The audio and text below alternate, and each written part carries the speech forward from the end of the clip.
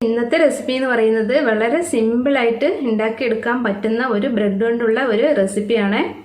അപ്പോൾ പുറത്ത് നല്ല ക്രിസ്പി ആയിട്ടും ഉള്ളിൽ നല്ലൊരു പൊട്ടറ്റോയുടെ ഫില്ലിങ്ങുമായിട്ടുള്ള ഒരു ഈവനിങ് സ്നാക്കാണിത്. അപ്പം നമുക്ക് ഇത് എങ്ങനെ ഉണ്ടാക്കുന്നതെന്ന് ഒന്ന് കണ്ടു നോക്കാം. അപ്പോൾ ഈ ഒരു സ്നാക്സ് ഉണ്ടാക്കാൻ വേണ്ടിയിട്ട് ഞാൻ ഒരു 4-5 സ്ലൈസിൽ ബ്രെഡ് എടുത്തിട്ടുണ്ട്. ഇപ്പം ബ്രെഡ് വന്ന് വൈറ്റ് ആണെങ്കിലും ബ്രൗൺ ആണെങ്കിലും കുഴപ്പമൊന്നുമില്ല. ബ്രെഡ് വന്നിട്ട് ഇതിൻ്റെ സൈഡെല്ലാം ഒന്ന് കട്ട് ചെയ്തെടുക്കണം കേട്ടോ.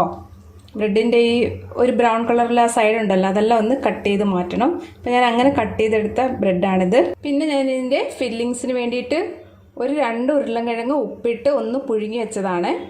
അപ്പോൾ ആദ്യം നമുക്ക് ഈ ഫില്ലിങ്സ് ഒന്ന് റെഡിയാക്കി എടുക്കാം. ഇപ്പോൾ ആദ്യം നമുക്ക് ഈ ഉരുളൻകിഴങ്ങ് നന്നായിട്ടൊന്ന് ഉടച്ചെടുക്കണം കേട്ടോ.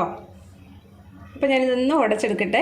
അതേപോലെ ഒരു ഫോർക്ക് കൊണ്ട് നന്നായിട്ടൊന്ന് ഉടച്ചെടുത്താൽ മതിയാകും. അപ്പോൾ കട്ടയൊന്നും ഇല്ലാതെ നല്ലതായിട്ടത് ഉടച്ചെടുക്കണം. ഇപ്പോൾ ഞാൻ ഉരുളൻകിഴങ്ങ് നന്നായിട്ട് ഉടച്ച് വേറൊരു പാത്രത്തിലേക്ക് മാറ്റിയിട്ടുണ്ട്.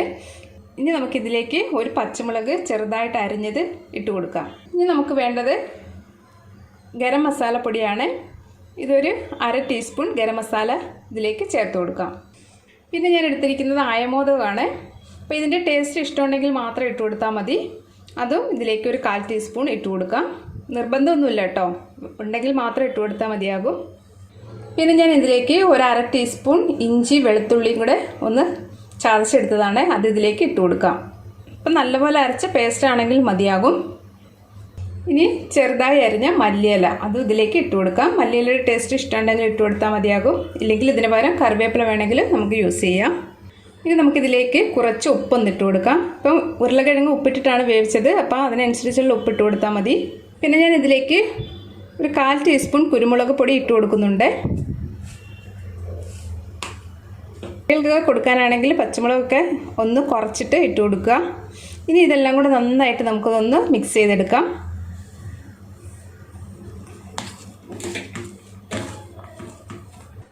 ഇപ്പം ഞാൻ മഞ്ഞൾപ്പൊടി ഇടാൻ മറന്നു പോയതാണ്. നമുക്ക് ഈ മഞ്ഞൾപ്പൊടി ഒരു 1/4 ടീസ്പൂൺ ഇതിലേക്ക് ചേർത്ത് കൊടുക്കാം. ഇനി ഇതെല്ലാം കൂടെ ഒന്നുകൂടെ ഒന്ന് മിക്സ് ചെയ്തെടുക്കാം. അപ്പം കൈകൊണ്ട് തന്നെ നന്നായിട്ടൊന്ന് കുഴച്ചെടുത്താൽ മതി. അപ്പോൾ ഉരുളൻകിഴങ്ങ് ഉടയാതൊക്കെ ഉണ്ടെങ്കിൽ നന്നായിട്ടൊന്ന് ഉടച്ചെടുക്കാം. കിഴങ്ങിൻ്റെ കട്ടകളൊക്കെ ഉണ്ടെങ്കിൽ കൈകൊണ്ട് തന്നെ നമുക്ക് നന്നായിട്ടിത് ഉടച്ച് മിക്സാക്കി എടുക്കാം. ഇപ്പം ഇതിൻ്റെ ഫില്ലിങ്സ് റെഡി ആയിട്ടുണ്ട്. ഇനി നമുക്കിത് ഉണ്ടാക്കിയെടുക്കാം. ഇപ്പോൾ ആദ്യം നമുക്ക് ഈ ബ്രെഡ് ഒന്ന് നനച്ചെടുക്കാം. ഇതേപോലെ ഒരു പാത്രത്തിൽ ഞാൻ വെള്ളം വെച്ചിട്ടുണ്ട്. നന്നായിട്ട് നമുക്ക് 2 വശം ഒന്ന് നനച്ചെടുക്കാം. നനച്ചതിന് ശേഷം ഇതിൻ്റെ വെള്ളം ഒന്ന് പിഴിഞ്ഞ് കളയണം. ഇനി നമുക്ക് ഈ മിക്സ് ചെയ്ത് വെച്ചിരിക്കുന്നില്ലേ ഉരുളൻകിഴങ്ങിൻ്റെ ആ മിക്സ്, അത് ഇതേപോലെ കൈകൊണ്ട് നന്നായിട്ടൊന്ന് ഉരുട്ടിയെടുക്കുക. അപ്പോൾ ഈ ഉരുട്ടിയെടുത്ത ഈ ഉരുളൻകിഴങ്ങിൻ്റെ മിക്സ് ഈ ബ്രെഡിലേക്ക് വെച്ച് കൊടുത്തിട്ട് നന്നായിട്ടൊന്ന് കവർ ചെയ്തെടുക്കാം.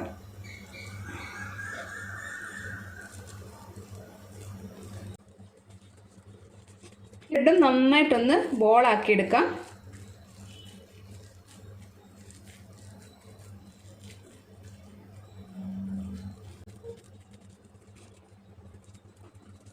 അപ്പോൾ ഇതേപോലെ തന്നെ ഇതൊന്ന് ബോളാക്കി എടുക്കുക.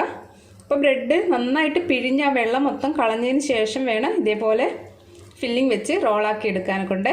അപ്പോൾ ഈ ബോള് നമുക്ക് ബ്രെഡ് ക്രംസിലൊന്ന് പൊതിഞ്ഞെടുക്കാം. ഇപ്പം ഞാൻ ബ്രെഡ് ക്രംസ് എടുത്തിട്ടുണ്ട്. ഇതിന് പകരം നിങ്ങൾക്ക് റസ്ക് പൊടി ആണെങ്കിലും മതിയാകും.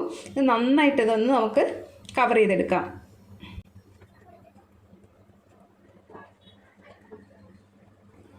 ഇതേപോലെ തന്നെ എല്ലാ വശവും ഒന്ന് ഈ ബ്രെഡ് ക്രംസിലൊന്ന് കവർ ചെയ്തെടുക്കണം. അപ്പം നമ്മളുടെ ആദ്യത്തെ ബോൾ റെഡി ആയിട്ടുണ്ട്. അപ്പോൾ ഇതേപോലെ തന്നെ ബാക്കിയുള്ളത് നമുക്കൊന്ന് റെഡിയാക്കി എടുക്കാം.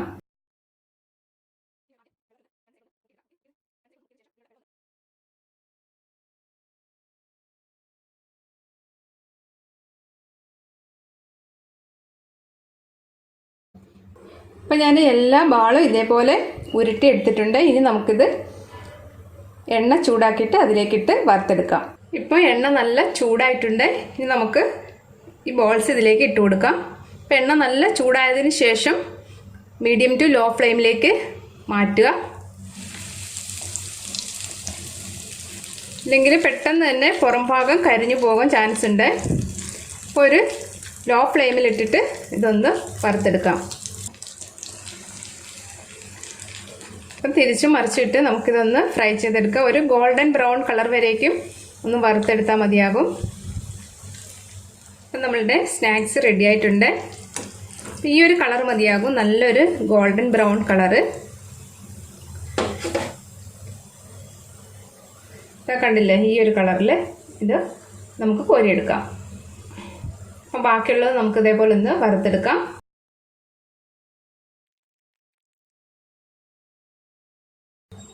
ഇപ്പം നമ്മളുടെ ബ്രെഡ് ബോൾസ് എല്ലാം റെഡി ആയിട്ടുണ്ട്. വളരെ സിമ്പിളായിട്ട് പെട്ടെന്ന് തന്നെ ഉണ്ടാക്കിയെടുക്കാൻ പറ്റുന്ന ഒരു സ്നാക്സാണിത്.